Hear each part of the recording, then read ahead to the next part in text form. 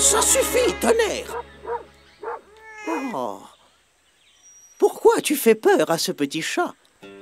Il est sûrement perdu et il cherche un abri. Oh, n'aie pas peur, mon petit. Tu es mon invité aujourd'hui. Et personne n'oserait faire du mal à mes invités. Tu as bien entendu, tonnerre! Apprends à utiliser ta force pour ce que tu es utile et être clément avec celui qui est plus faible que toi, pour que celui qui est le plus fort soit clément avec toi. Oh, ne sois pas comme Abraha le Habashite, le propriétaire de l'éléphant qui est devenu l'exemple de la stupidité et de l'abus de pouvoir. Et je parle d'Abraha qui a été stupide et non pas du pauvre éléphant. Oh, tu ne connais pas son histoire? Non, tu ne la connais pas, d'accord.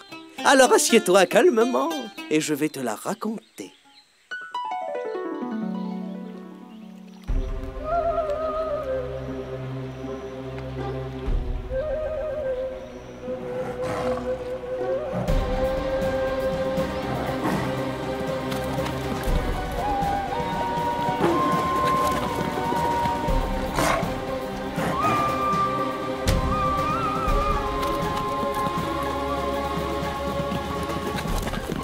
Mouhib, apprends à frapper du pied fermement pour annoncer à tout le monde que tu arrives, tu comprends? Je le ferai, papa. Mais je voulais jouer et prendre un bain dans le bain de boue. Et il y a des choses plus importantes que le jeu. Comme quoi, papa? Chercher de la nourriture, par exemple. La nourriture existe partout. Nous mangeons des herbes et des plantes sans dévorer les autres comme le fait le lion, le roi de la forêt. Qui a dit que le lion était le roi de la forêt? La plupart des animaux. Oh, ce ne sont que des rumeurs, ne les crois pas. Papa, je veux me baigner dans le bassin de boue. Attends, Mouhib. Qu'est-ce que tu vas faire?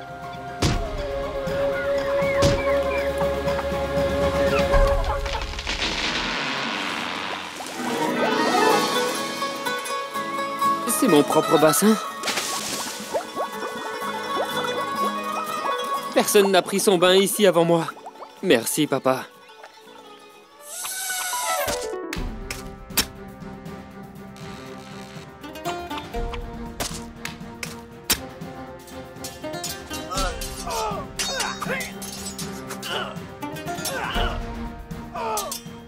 Que pense Monseigneur Abraha des entraînements des soldats?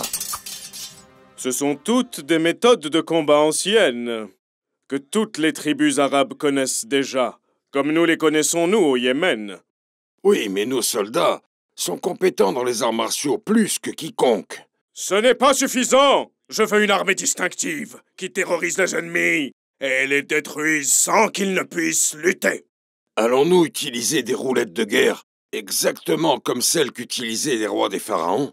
Non! Je veux des armes qui n'ont pas été utilisées avant ça, qu'on ne peut affronter ou arrêter. Comme les éléphants forts dans les forêts d'Afrique.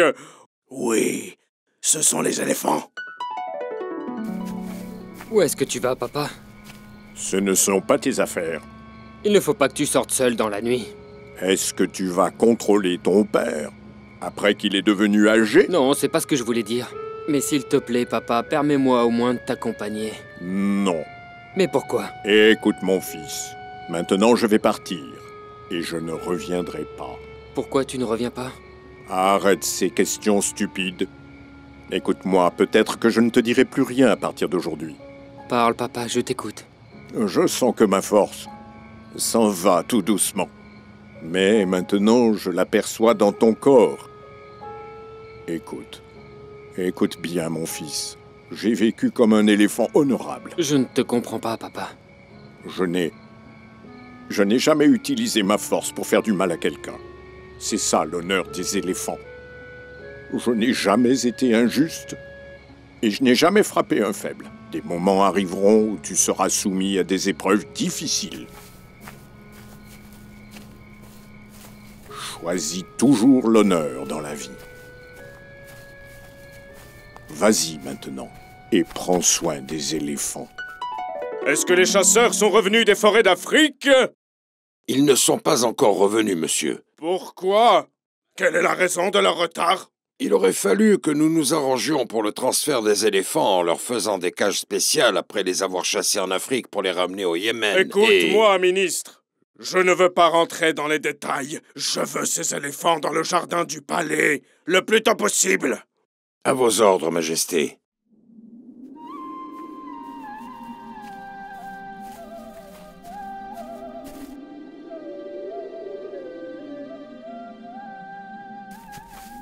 Monsieur le chef des éléphants, serait-il possible de discuter avec toi un moment? Bien sûr, Jabal.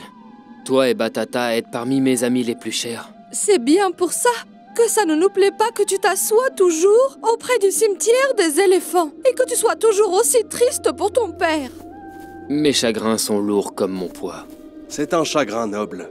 Mais il y a certaines choses qui se passent dans la forêt qu'il faut que tu saches et que tu nous expliques. Qu'est-ce qui se passe dans la forêt? La créature effrayante que l'on surnomme l'homme a commencé à envahir nos forêts en grand nombre. Et quelle est l'importance de ça? Je ne sais pas, mais je vois qu'ils font des choses très étranges. Ils creusent la terre, et puis ils reviennent pour couvrir ce qu'ils ont creusé avec des feuilles d'arbres. Est-ce que tu comprends quelque chose à tout ça? Non. Mais s'ils pensent voler ce qui reste des cimetières de mes ancêtres, alors ils connaîtront l'ampleur de ma colère.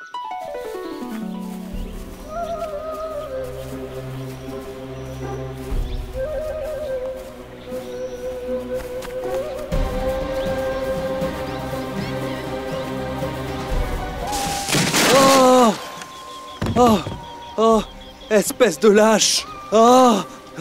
Mais où était ce filet? Oh! Oh! Oh! Oh! Oh! J'ai beau faire, je n'arrive pas à le déchirer. Mouhib, éloigne-toi!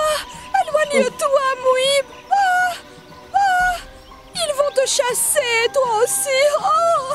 Il faut que je sauve mon ami. Ça ne sert à rien! Allez, fuis! Oh! Dépêche-toi de fuir! Dépêche-toi! Allez, fais vite! Dépêche-toi! Ils sont en train de lancer des lances de ce côté! Qu'on aille de l'autre côté alors. J'ai mal aux pieds.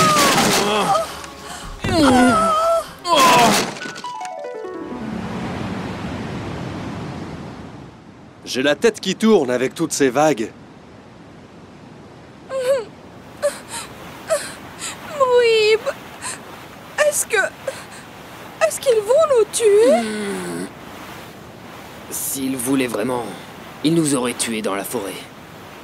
Nous sommes maintenant leurs prisonniers. Et que vont-ils faire de nous? Je ne sais pas, Jabal. Qu'en penses-tu, chef des éléphants? Je ne suis plus le chef de personne. Je n'ai pas réussi à vous protéger.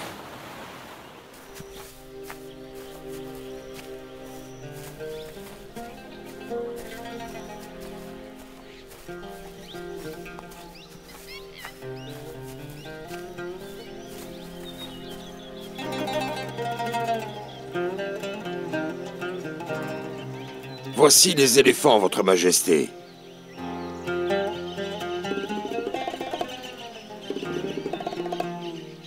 Qu'est-ce qu'ils sont en train de faire? Eh bien, c'est une marque de respect qu'ils présentent au commandant Abra, selon leur propre façon. Ah, ceci me plaît. Mais pourquoi cet éléphant ne me salue-t-il pas? Je ne sais pas, mais apparemment il n'accomplit pas les ordres, monseigneur. Comment un soldat n'accomplit-il pas les ordres de son chef? Nous avons essayé de le faire obéir en le frappant avec des fouets, mais il est têtu au plus haut point, monseigneur. La nourriture, ministre. Ne lui donne pas à manger. Quand il crèvera de faim, il exécutera les ordres. À vos ordres, monseigneur. La nourriture est délicieuse. Mange silencieusement. Excuse-nous, Mouhib. Oh, si seulement nous pouvions te donner à manger avec nous. C'est très simple. Pourquoi tu n'obéis pas comme nous? Il suffirait que tu salues le commandant Abraha. Mais c'est très simple. Tout ce que tu as à faire, c'est de baisser un petit peu la tête et de lever ta trompe haut vers le ciel. Je suis en train de mourir de faim. La nourriture a une odeur irrésistible.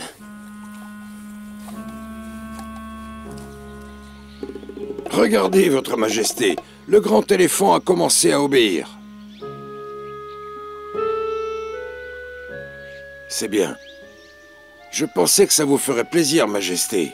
Il y a des choses plus importantes qui m'occupent l'esprit. Je veux voir tout de suite le chef des architectes dans mon palais.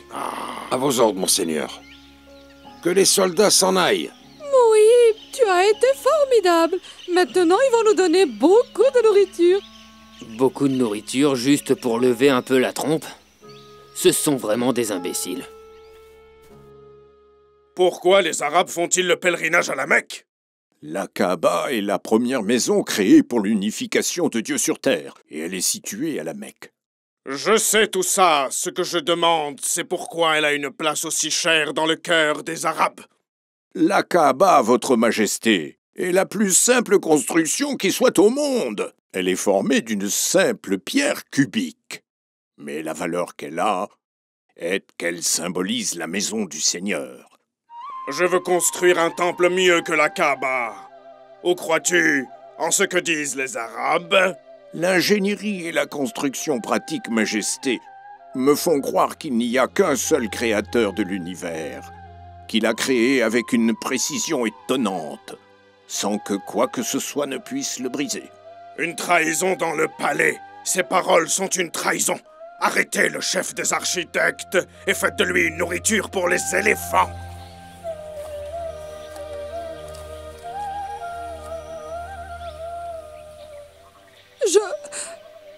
Je ne comprends rien du tout. Pourquoi ils ne te donnent pas à manger? Pourtant, on t'a bien vu saluer le chef comme ils te l'ont demandé. Je mérite vraiment la punition car je me suis humilié en acceptant de me baisser devant leur roi imbécile. Les gardes s'approchent d'ici.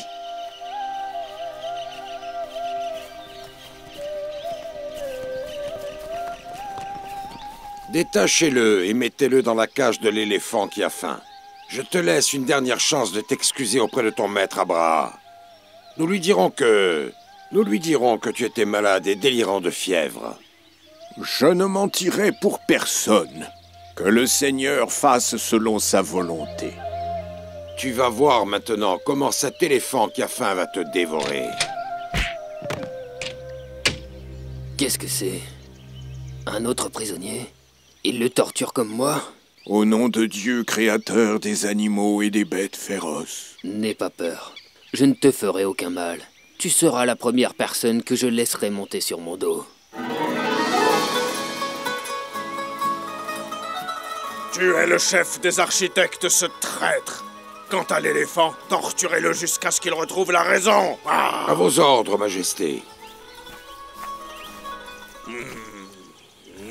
Qui es-tu, toi? Majesté, je suis l'assistant du chef des architectes. Et tu es venu pour le défendre, c'est ça? Non, monseigneur, non. Comment défendre un mécréant? Je suis de votre côté, croyez-moi, Majesté. Je suis venu vous proposer mes services. Voici un simple dessin du temple que votre Majesté a demandé, pour que les gens puissent y faire leur pèlerinage. C'est très joli. Une belle construction. Je suis votre serviteur, monseigneur, et je ferai tout ce que vous demanderez. Tu parles bien, en tout cas. Commence à construire le temple.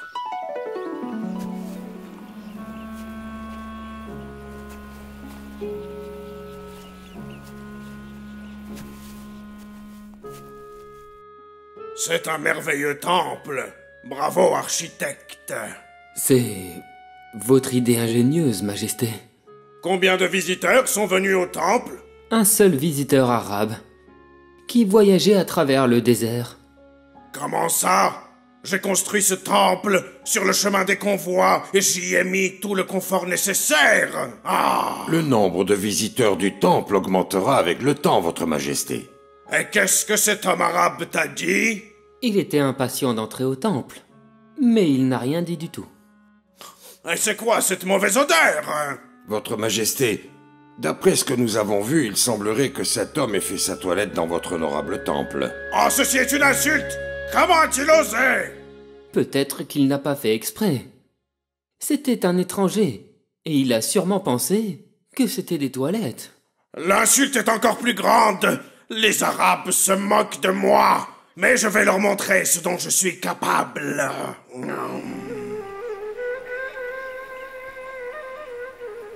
Abraha fut rassuré sur son armée, qui était à l'époque l'armée la plus forte sur terre. Et il dormit sur ses deux oreilles, en étant sûr qu'il allait obliger les gens à faire le pèlerinage dans son temple, après la destruction de la Kaaba sacrée, et humilier les habitants de la Mecque et tous ceux qui tournaient autour. Oh, notre invité s'est endormi aussi. Ne fais pas de bruit pour ne pas le déranger. Demain, je te continuerai l'histoire de l'éléphant et de ses maîtres.